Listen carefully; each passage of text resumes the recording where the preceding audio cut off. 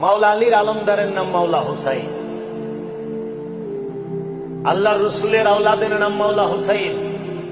আমি বলি নাই, কোরআন বলছে, আয়াতে তাতহীর পড়া দেখেন, ওয়াকুল তাআলাউ নাদউ আবনাআনা ওয়া আবনাআকুম ওয়া নিসাআনা ওয়া নিসাআকুম ওয়া আনফুসানা ওয়া আনফুসাকুম। তোমরা তোমাদের ছেলেদের ডাকো, আমি আমার ছেলেদের ডাকি। তোমরা তোমাদের নারীদের ডাকো, আমি আমার নারীকে ডাকি। তোমরা তোমাদের নফসকে ডাকো, আমি আমার নফসকে ডাকি। এই নফসের স্থানে মহানবী মাওলা আলীকে নিয়েছেন, আওলাদের স্থানে মাওলা হাসান হুসাইনকে নিয়েছেন, আর নেসার স্থানে মা ফাতেমাকে নিয়েছেন। এই কারবালা আমাদেরকে শিক্ষা দেয় পিতার প্রতি সন্তানের ভক্তি, পীরের প্রতি শিষ্যের ভক্তি। মাওলা হুসাইনের সকল সন্তান তার যে রসুল, তার জন্য শাহাদাত বরণ করেছে। মাওলা হুসাইন তার রসুলের দিনের জন্য শাহাদাত বরণ করেছে। কারবালা দিনের জন্য ঘটে নাই, কারবালা স্বার্থের জন্য এজিদ মাওলা হুসাইনকে শহীদ করেছে। মাওলা হুসাইনের বংশকে শহীদ করেছে ক্ষমতা লোভের জন্য, ক্ষমতা দখলের জন্য। কারণ এজিদের ভয় ছিল, এজিদের বাবা মুয়াবিয়ার ভয় ছিল, মাওলা হুসাইন যদি বাইচা থাকে আর মাওলা হুসাইনের বংশ বাইচা থাকলে এজিদের বংশ কোনোদিন রাজা হইতে পারবে না। সেই দক্ষতা নাই। কেন? এই জমিনের উপরে আসমানের নিচে মাওলা হুসাইনের থেকে সম্মানিত, মর্যাদাবান, জ্ঞানী, গুণী, সুদর্শন এইরকম মহাপুরুষ দ্বিতীয় আর কেউ ছিল না। তিনি তৈয়ব তাহেরা, তিনার মাকে সাইয়েদনা মা ফাতেমা, যাকে আল্লাহ দান করেছেন আল্লাহর হাবিবের ঘরে। বলছে, আমি আপনাকে কাউসার দান করেছি। মাওলা আলী কারামাল্লাহু ওয়াজহু, যিনি কাবা ঘরের ভিতরে আগমন করেছেন, মেজাজি কাবায় আগমন, হাকিকি কাবার ওইখানে লালন পালন। মেজাজি কাবায় মাওলা আলী আগমন করেছে, জন্ম হয়েছে মাওলা আলীর আগমন হয়েছে মসজিদুল হেরেমের ভিতরে। আর হাকিকি কাবা মুহাম্মদ সাল্লাল্লাহু আলাইহি ওয়াসাল্লাম সেই মাওলা আলীকে লালন পালন করে বড় করেছে। 33 বছর পর্যন্ত মাওলা আলী আল্লাহর রসুলের সোহবতে, নিসবতে এবং আল্লাহর রসুলের এতাআতের ভিতরে ছিলেন। জগতে পুরুষদের মধ্যে আল্লাহর রসুলের কাছে এত লম্বা সময় দ্বিতীয় কোনো ব্যক্তি ছিল না। আল্লাহর রসুল যার কাছে লালিত পালিত হয়েছেন, তিনি মাওলা আলীর বাবা।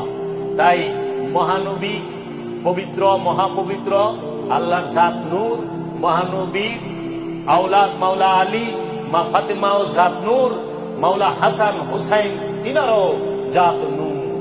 এই জাত নূরের বংশ, এই জাত নূরের সামনে কোন ইলম, কোন বিদ্যা চলে না, কোন বিদ্যা, কারামতি, কামালিয়াতি চলে না। আওলাদের রসুলের সামনে পণ্ডিতি আর বিদ্যা, বসলানি, এগুলা আওলাদের রসুল থেকে দূরে থাকতে লাগে। ওইখানে শুধু তাজিম চলে। এর জন্য খাজা বাবার উপরে কেউই কিছুই করতে পারে নাই, কারণ ডাইরেক্ট আওলাদের রসুল খাজা বাবা। কোন পৃথিবীরাজের কোন সাধকের পক্ষে সম্ভব হয় নাই খাজা বাবাকে কোনোভাবে ঘায়েল করা, কারণ সুলতানুল হিন্দ খাজা মাইনুদ্দিন চিশতি ডাইরেক্ট আওলাদের রসুল। এই আওলাদের রসুলের মর্যাদা আগে বুঝেন। সমস্ত কিছুর আগে রসুল এসেছে। রসুল এবং নবী সেই কাবা বানিয়েছে নাকি? কাবাঘর কে বানাইছে? আদম আলাইহিস সালাম। আদম আলাইহিস সালাম নবী এবং রসুল। তাহলে নবী আগে, রসুল আগে, তারপরে কাবা। নবী রসুল আগে, তারপরে কিতাব। নবী রসুল আগে, তারপরে কুরআন। নবী রসুলের আগমন আগে, তারপরে শরীয়ত, তরিকত, হকিকত, মারিফত, ইবাদত।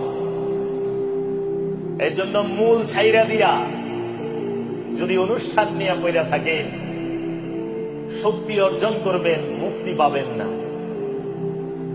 মূল ছেড়ে দিয়ে, রসুলকে ছেড়ে দিয়ে, রসুলের বংশকে ছেড়ে দিয়ে যদি হাজার ইবাদত করেন আর যতই তসবিহ তাহলিল করেন, মুক্তি পাবেন না। মুক্তি কিন্তু রসুলের হাতে। কারণ আপনারাই বলেন, সব সময় পড়েন, ইয়াকা না'বুদু ওয়া ইয়াকা নাস্তাঈন, ইহদিনাস সিরাত আল মুস্তাকিম সিরাতাল্লাযিনা আন'আমতা আলাইহিম। পড়েন না, অর্থ বুঝেন? বা আরবিতে মুখস্থ করে বললেন, অর্থটা জীবন হতো খুঁজলেন না। ইয়াকা নাবুদু, আল্লাহ আপনার ইবাদত করি, ওয়া এবং ইয়াকা নাস্তাইন, আপনার মস্তানি সাহায্য চাই।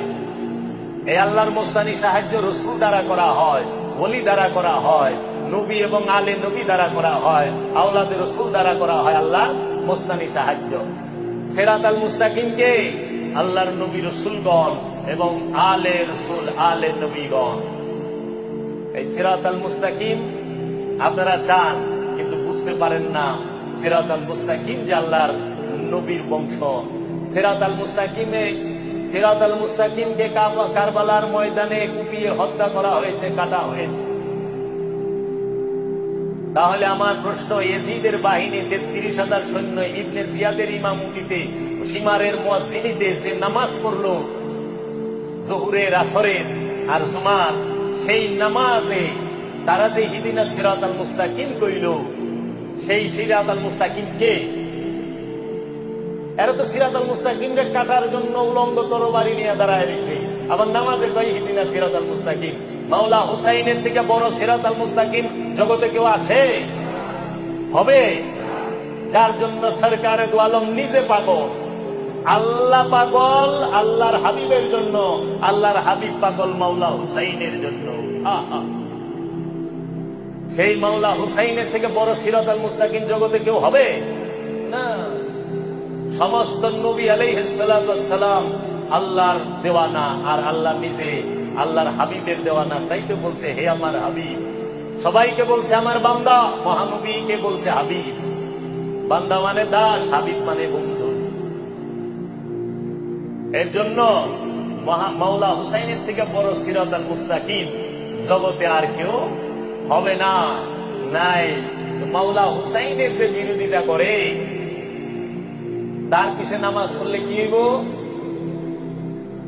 ইয়াজিদের পিছে নামাজ পড়লে কি হইব?